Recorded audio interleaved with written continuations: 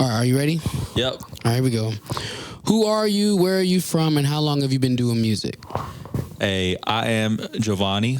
I grew up in a town called McPherson, Kansas. But I bounced around everywhere. I've lived in McPherson, Galva, Derby, Wichita. I started doing music when I was 13. Started with like parodies.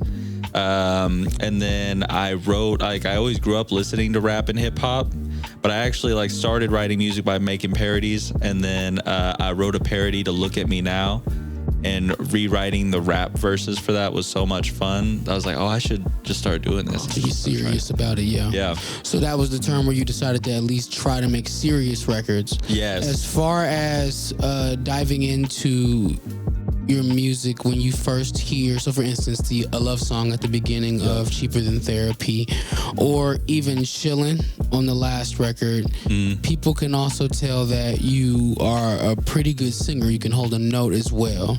So my question to you is, how important is it to you to maintain, or is it important? Is it important? Do you have a divide with singing and rapping, or is it, I'm a rapper here, I'm a singer here? Does it matter? I think for me, music is music. So if I write something that's gonna sound better sung, and I know I can do it, then I'm gonna do it, and I don't care. I mean, honestly, I'm honored if anybody thinks I'm good at rapping, if anybody thinks I'm good at singing, that just makes me happy that somebody thinks I'm good at something.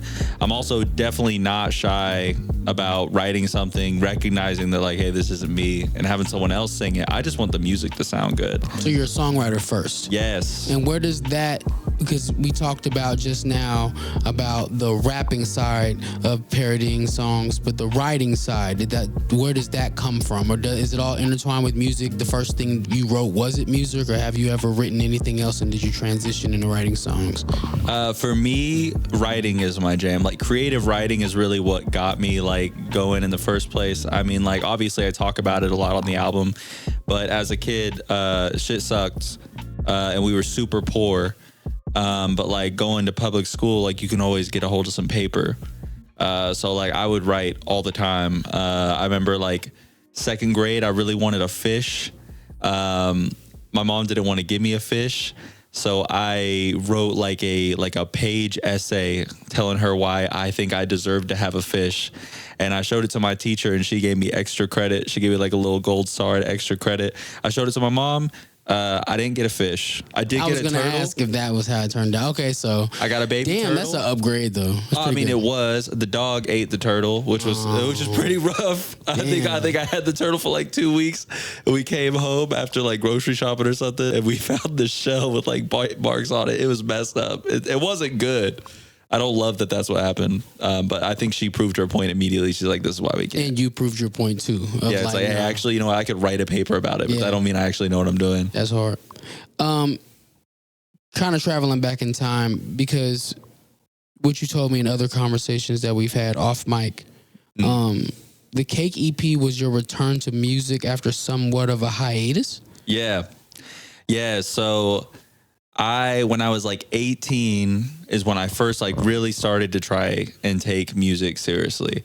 I was recording in a home studio. I was doing little shows here and there. But the guy I was working with at that time, him and I had a falling out.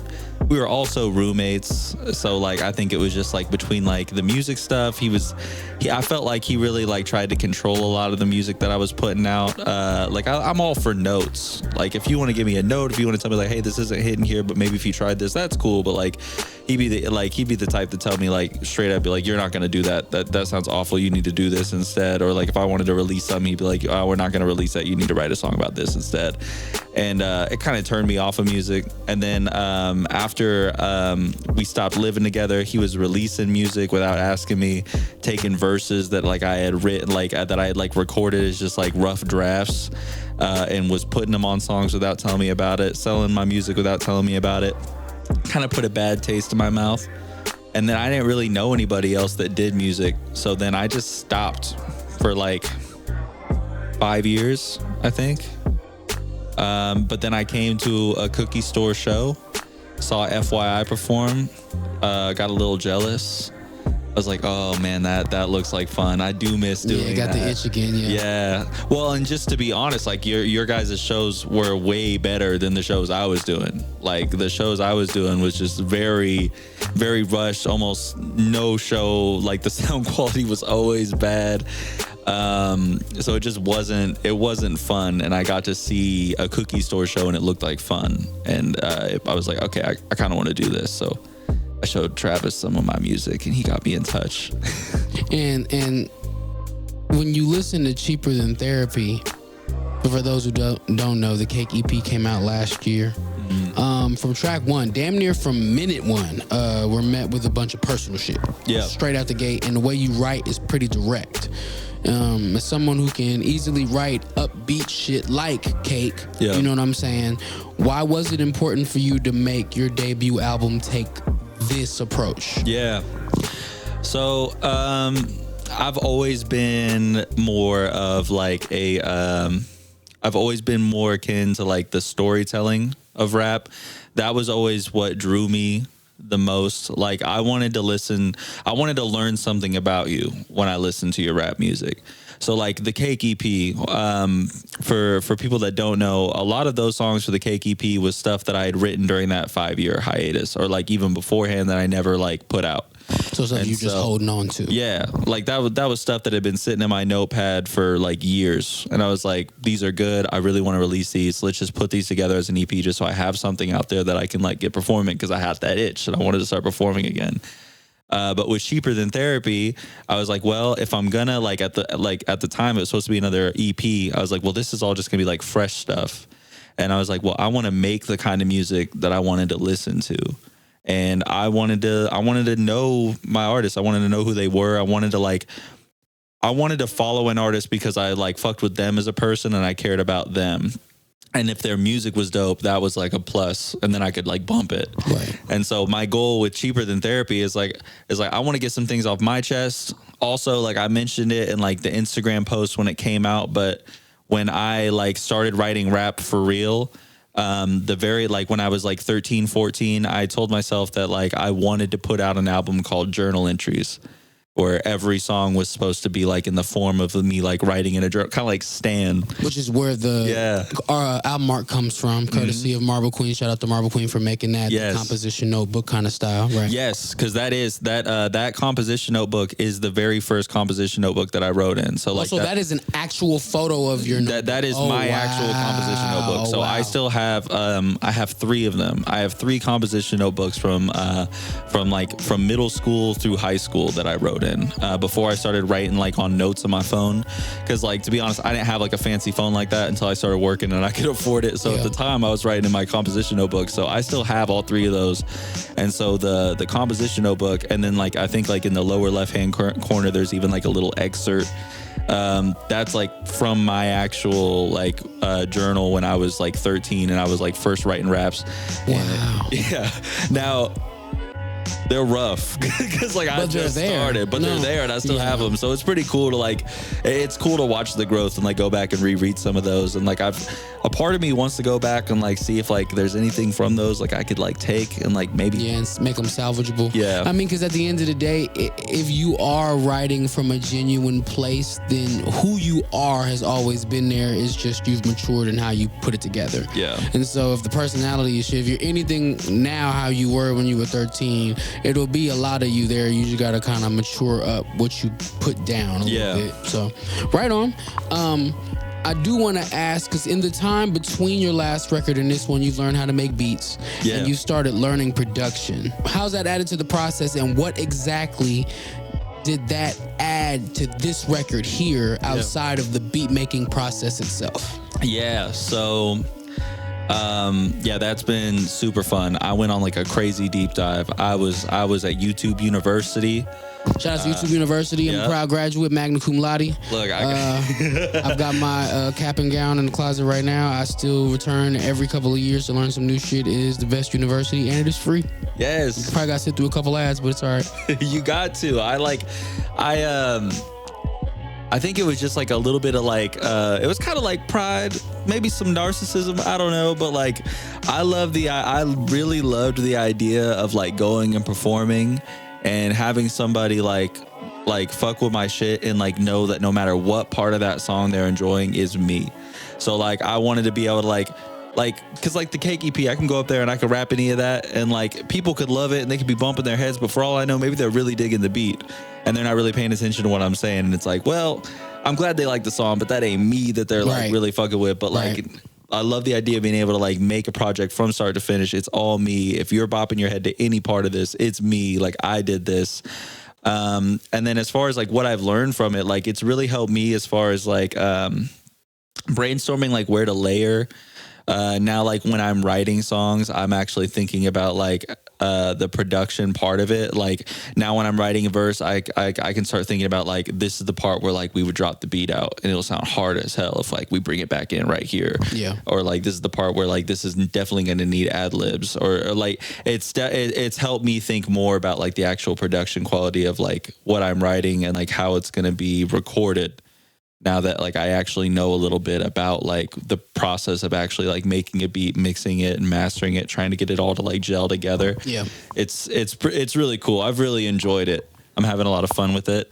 And then, yeah, I mean, I got to put 2 of my songs on the Cheaper Than Therapy album, which is awesome. That made me really happy. When It Rains and the Breakup Song are produced by you, right? Yeah. Those 2? Yes. So Cheaper Than Therapy, for those who do not know, what is the meaning behind the title? Yeah. So Cheaper Than Therapy. When I was 16, I moved out. And as soon as I moved out, I was like, whoa, I've been through some shit. Did you get emancipated or did you just get the fuck out? I just got the fuck out. Okay. That's important. That's important information. For those who don't know, emancipation is when you get permission to do it. Yeah. When it's not emancipated, you just do it. You figure it out on your own. So that's important. Now, like, I'm not gonna pretend I'm something I'm not. There, like, there wasn't any legal documentation. I did talk to my mom. She knew I was leaving. It's not like she just woke up one day I was gone. And I went and lived with a buddy and his family. But I did work and I did pay them rent for the room that I had. So like I was still paying for it and working for it. But I don't want it to seem like I was like out in the streets and just trying to figure it out every day. Like I had a little bit of a support system when I went out. Yeah. And you were still going to school too? Or? Yeah. Okay. Yeah. No, I graduated. I had to do that. Good for you. Yeah. Yeah, that's hard. That's a hard thing to do in the midst of that. At 16 years old, you moved out, you went and lived with a friend, got a job, and you were working. Yeah. And was this something that you told people, or you kind of just lived your life like whatever when you went to school or whatever? I mean, yeah, like I wasn't going out like trying to like broadcast it because like the last thing I want from people is pity. Which I know that there's gonna be people out there that'll be like whatever because I just like dropped a whole album where I'm just like spilling my guts and telling everybody all my secrets. But like I'm not doing that for pity. Like I'm just like I just want to be real. I want to talk about the things that I know about. Like I think that like there's a lot of like there's a lot of people that like, especially like in rap, where people are just gonna say shit because they know it's hard and say shit because they know that it's gonna get people to listen, right. And they're gonna like rep shit and say things that they don't actually believe in or are actually a part of. And me personally, I don't fuck with that. I don't want to do that. Right. I'm gonna talk about the things that I know. I'm gonna talk about the things that I do.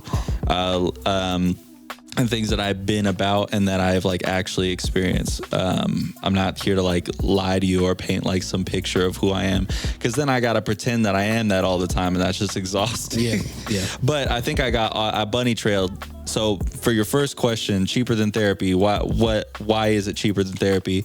When I was 16, I got into therapy. It was cool, but it was expensive. I started writing my music. And I started using my music as like journal entries. Like I really was like using it to journal. Like if I felt some shit, if I went through some shit, I would write a song about it and it would help me get like through it. And then like if I like perform that song or I could bring like a buddy over and be like, hey dude, here's some shit that I wrote. Like, what do you think about it? Like it could help me get it off my chest, and it was free. Most it cost me is the 60 cents that you got to pay for a composition notebook. Yeah. And now that it's said and done, the album is finished, we've wrapped it up and we've turned it in, it's released. Would you say that it was therapeutic for you to make? And if you had to, could you just turn to this instead of therapy itself? Is it that freeing? Or now that, because you got to think, this was all before your first album. And I've heard from other places that you have your entire life to write your first album. Yeah. So now that you've gotten it out, does that feeling change? I think, I think for me personally, it was really awesome for me just because like I got to show it to the people that like I wrote about. Like, I got to like sit in the car with my mom and my sister, and I got to show them the tracks, and they got to hear the tracks. And I'll be honest, like they cried, like it was hard for them. Like, and like for my mom specifically, like it's tough for her because like it's no secret. I talk about it on the album, and I have her stamp of approval to speak about this on the album and whatever, because like I told her, I was like, this is what I want to put out. And I okayed any of these songs that like y'all are hearing is stuff that I okayed with my mother. So just for like people out there who might be like, man, he really puts his mom on Front Street in a lot of these songs. Like, it's like, no, like we talked about this. Is this like some Slim Shady? Like, I love my mom. Like, right. Like this is stuff I like. Because that is the question that people are going to ask. Yeah. And I mean, you know what? No, I can't even say that. Listening, I'll admit to you that a love song, when I first heard it, I had to double back after you explained to me what the song was about, because the song was so good that I was like, whoa, this is traumatic. Yeah. And then by the time you get to Mama Said, where the beat 100% matches the lyrics, you're saying some pretty deep stuff. I was trying to find a different word, because deep just scratches the surface of what you hear. It is hard to hear. If you're not your mother or your sister, it's very hard to hear. So you feel like it might have been therapeutic for them as well. Oh yeah, I mean, like my mom straight up told me, because like, I mean, like I said, like she was on, and like I said in the album, she was on drugs, and she was also getting her ass beat, like genuinely, like really getting beat up. And so like she's got PTSD, and she's also just has like a lot of that stuff that she just doesn't remember, either because she was too high or because like she got knocked around in the head.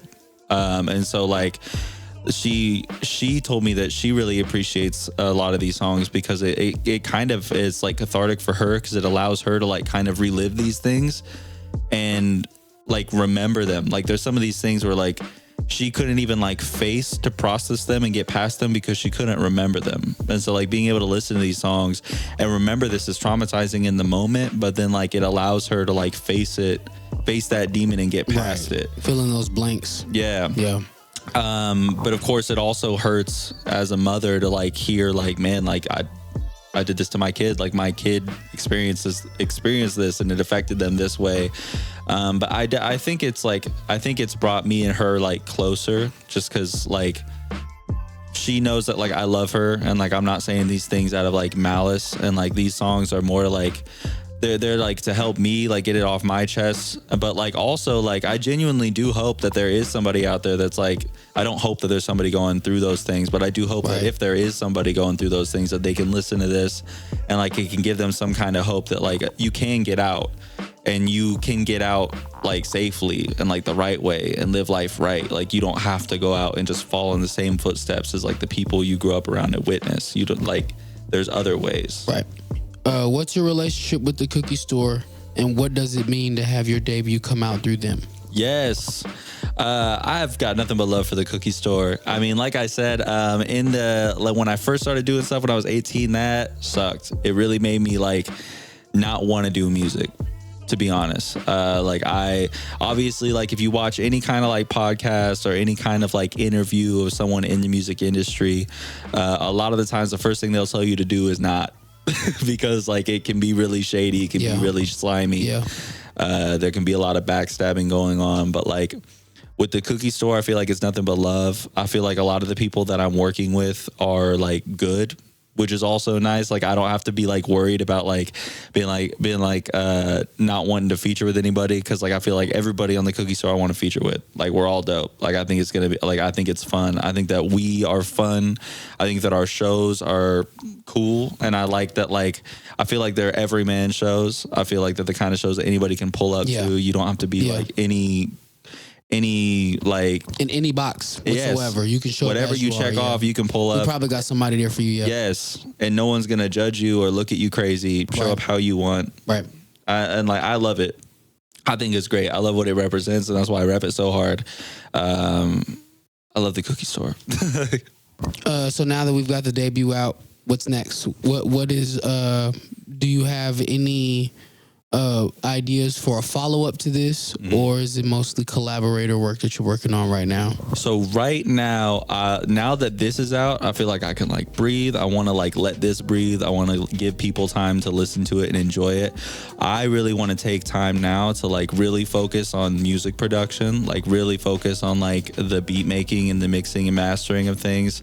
My goal is to get more of my beats on other artists. Like I want to hear other people on my beats. I'm so happy that I got to debut my beats on my album. That was a really big goal for me, and I got to do it. So now my goal is to make like dope beats that I can hear other people on. Yeah. I think that like collaboration is like one of the like most fun parts about being an artist, and it's also one of the hardest parts of being an artist. That's true. So like when you have the opportunity to do that, I want to like jump on that. That's my goal right now. Hell yeah. So for our final question, it's my favorite game to play. It's called the Playlist 3. You playing a show, you rap, you doing the last 1 minute of a song, and somebody walks in and they're kind of freaking the fuck out because they don't know who you are, and this is amazing to them, and they're like, damn, you're done? Man, I was caught in traffic and it was really rough getting here. What are 3 songs of yours that I should go listen to right now to get the best idea of what you sound like? Because I want to see you again. Yeah. Okay. I think if we're speaking specifically from Cheaper Than Therapy, then I'm gonna say I think it's got to be a love song. Then I think Oven Mitt Part 2, and then I think When It Rains. I think that those 3 would be like my favorites from this album that I would want someone to listen to. Okay.